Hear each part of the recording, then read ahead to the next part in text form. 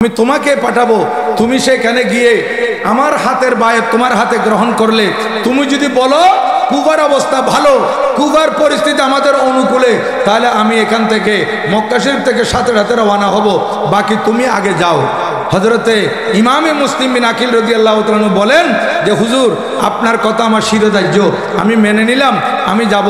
তখন আমার ইমামে আলী মকাম একটা চিঠি লিখে দিলেন। চিঠি লিখে দিলেন যে কুফাবাসীরা আমার পক্ষে প্রতিনিধি আমার চাচাতো ভাই হযরত ইমামে মুসলিম বিন আকিল গেছে, ওনার হাতে তোমরা বায়াত গ্রহণ করো। ওনার হাতে বায়াত গ্রহণ করা মানে আমি হোসেনের হাতে বায়াত গ্রহণ করো, তোমরা ওনার হাতে বায়াত গ্রহণ করো। আর উনি যদি লেখে আমার কাছে কুফার পরিস্থিতি ভালো, তাহলে আমিও চলে আসতেছি, আমি দেরি করব না। হযরত ইমামে মুসলিম বিন আকিল রাদিয়াল্লাহু তাআলা আনহু উনি চলে যাওয়ার জন্য প্রস্তুতি নিলেন। উনি যাওয়ার জন্য প্রস্তুত হলেন। যাওয়ার সময় ওনার তো আওলাদ আরো ছিল, কিন্তু দুইজন আওলাদ ছোট্ট ছোট্ট ছিল।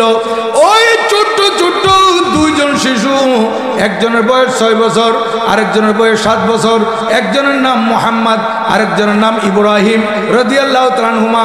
ওনার আব্বাকে জড়িয়ে ধরলেন, কারণ এই দুই ছোট্ট শিশু বাবা যখন ঘুমাতেন, বাবার দুই পাশে বাবাকে জড়িয়ে ধরে দুইজন শিশু ঘুমাতেন। বাবাকে বলতে লাগলেন, আব্বা আপনি তো কুফার জমিনে চলে যাবেন, আমরা মক্কা শরীফ কার সাথে ঘুমাবো? আপনি ছাড়া আমরা বাঁচবো না।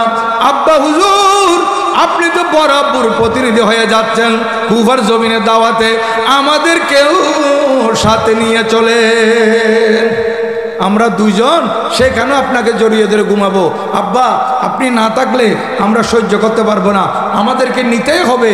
তখন হযরত সৈয়দনা ইমামে মুসলিম বিন আকিল রাদিয়াল্লাহু তাআলা আনহু বাধ্য হয়ে গেলেন নিজের দুই সন্তানকে সাথে নিয়ে যেতে। ইনি ইমামে আলী মাকামের প্রতিনিধি হয়ে কুফার জমিনে মুখতার বিন আবু উবাইদা সখীর ঘরের মধ্যে তশরিফ রাখলেন। এখন কুফাবাসীরা যখন জানতে পারলো ইমামে হোসেন রাদিয়াল্লাহু তাআলা আনহুর প্রতিনিধি হযরত ইমামে মুসলিম বিন আকিল রাদিয়াল্লাহু তাআলা আনহু আসছেন, তখন দলে দলে দলে দলে দলে দলে মানুষ ওনার হাতে বায়াত গ্রহণ করতেছে। এত বেশি মানুষের ভিড় যে এত বেশি বায়াত গ্রহণ করতেছে, অল্প দিনের মধ্যে 12,000 মানুষ ইমামে পাকের প্রতিনিধি ইমামে মুসলিম রাদিয়াল্লাহু তাআলা আনহুর হাতে বায়াত নিয়েছিল। প্রায় 12,000 দলে দলে যখন লোক ইমামে আলী মকামের বায়াত ইমামে মুসলিম রাদিয়াল্লাহু তাআলা আনহুর হাতে নিচ্ছে, এইটা দেখে হযরত মুসলিম বিন আকিল রাদিয়াল্লাহু তাআলা আনহু বললেন, এই বায়াত করানোর হকদার তো আমার বড় ভাইজান হযরত ইমামে হোসেন রাদিয়াল্লাহু তাআলা আনহু, আমি তো মাত্র প্রতিনিধি, এরা যে আমার হাতে বায়াত গ্রহণ করতেছে, আমি আমার ভাইজানকে ডাকলে ভালো হবে, কারণ কুফার পরিস্থিতি তো খুব ভালো দেখতেছি, পরিবেশ পরিস্থিতি আমাদের অনুকূলে। তখন হযরত ইমামে মুসলিম রাদিয়াল্লাহু তাআলা আনহু চিঠি লিখলেন ইমামে হোসেন রাদিয়াল্লাহু তাআলা আনহুর দরবারে যে হুজুর ভাইজান কুফার পরিস্থিতি বড় ভালো, আমি আপনার কাছে চিঠি লিখতেছি যখন, তখন প্রায় 12,000-এর মতো আমার হাতে বায়াত গ্রহণ করেছে। হুজুর চিঠি লেখার পর চিঠি খামে ভরে আপনার কাছে পাঠাবো, এই সময়ের মধ্যে দেখতেছি হুজুর আরো 6,000-এর মতো মানুষ আমার হাতে বায়াত গ্রহণ করছে, টোটাল 18,000-এর মতো মানুষ বায়াত গ্রহণ করছে। এইটা আবার চিঠির মধ্যে পরে লিখে দিয়েছিলেন। আর এই চিঠি ইমামে পাকের কাছে প্রেরণ করা হলো যে হুজুর আপনি চলে আসেন, আপনি আসলে বাকি লোকেরা আপনার হাতে বায়াত গ্রহণ করবে, এইভাবে চিঠি পাঠিয়ে দিয়েছেন মক্কা শরীফে। আর এদিকে ইমামে মুসলিম রাদিয়াল্লাহু তাআলা আনহুকে মানুষ কত ইজ্জত করতেছে, কত সম্মান করতেছে, কিন্তু এজিদের কিছু পালাক পোষা কুকুর সেখানে ছিল, এজিদের কিছু মানুষ সেখানে কুফার জমিনে ছিল, তারা এটা সহ্য করতে পারে নাই। তারা দেখতেছে যে হারে ইমামে মুসলিম রাদিয়াল্লাহু তাআলা আনহুর হাতে মানুষ বায়াত গ্রহণ করতেছে, এইভাবে যদি বায়াত গ্রহণ করতে থাকে তাহলে তো এই এজিদ কুফার জমিন থেকে হাত ধুয়ে ফেলবে। এজিদ তো আর কুফার উপর কোনো কুফার উপর কোনো ধরনের কিছু চালাইতে পারবে না, কোনো ক্ষমতা দেখাইতে পারবে না, সব হোসাইনের হয়ে যাবে, ইমামে হোসেন রাদিয়াল্লাহু তাআলা আনহুর দলের হয়ে যাবে, এজিদ কুফার নামও নিতে পারবে না।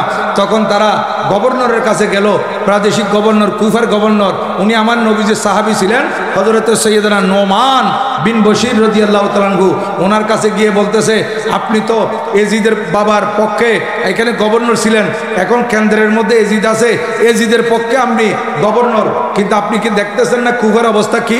বলে কি?